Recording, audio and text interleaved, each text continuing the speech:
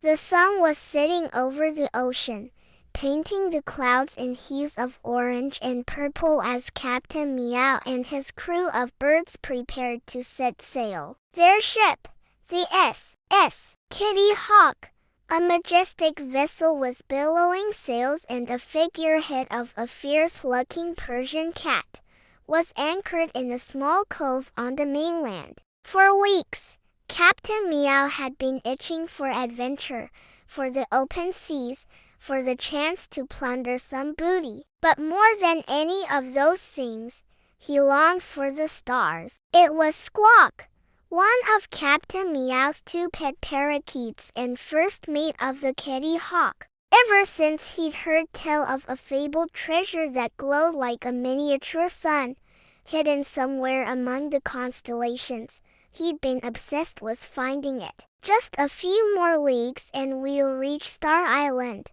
Are we almost there yet? A small voice piped up from the crow's nest. It was said that the island was made entirely of the treasure that Captain Meow and his crew were seeking. Now come on, let's go explore and find that treasure before anyone else does.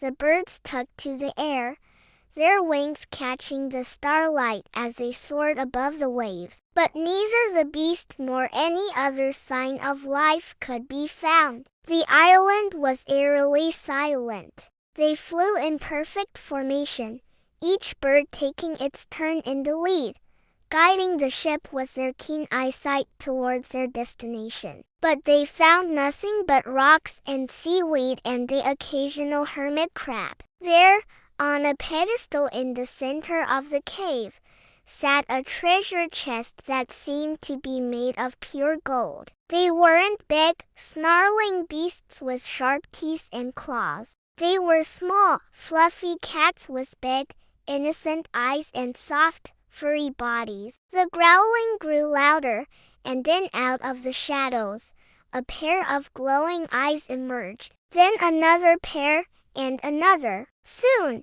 the cave was filled with glowing eyes, and from the darkness, a chorus of growls rose, echoing through the chamber. It was inlaid with jewels that glittered like stars, and a faint glow emanated from within. Just when they were about to give up hope, they spotted something glinting in the moonlight. As for the treasure, well, it was just a bunch of shiny rocks that the cats had collected over the years. They spent the rest of their time on the island playing with the cats and giving them some of their food. Almost, my feathery friend, Captain Meow replied, adjusting his eye patch. Star Island, according to legend, was an island in the middle of the sea that only appeared once every 7 years when the moon was full. Land ho! The lookout had spotted the island,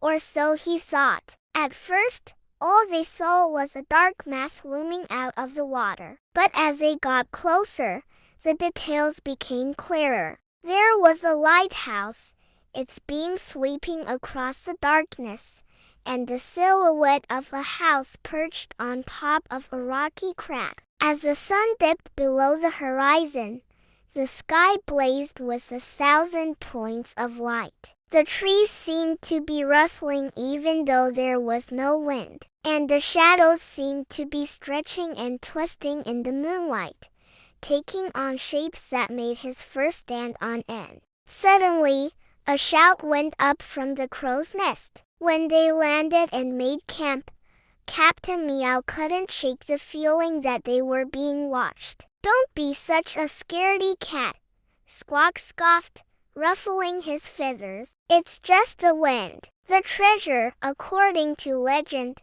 was said to be guarded by a fearsome beast with eyes like burning coals and claws like grappling hooks. As the moon climbed higher in the sky, Captain Meow and his crew searched every nook and cranny of the island.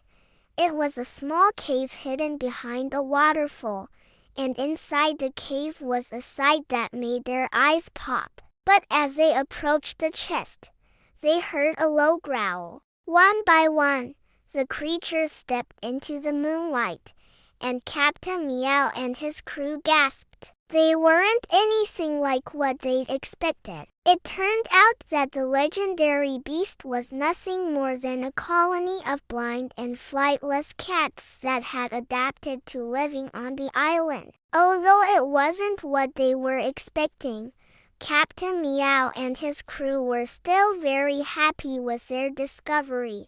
And when the time came to leave, they took some of the rocks with them, not as treasure, but as souvenirs of their extraordinary adventure.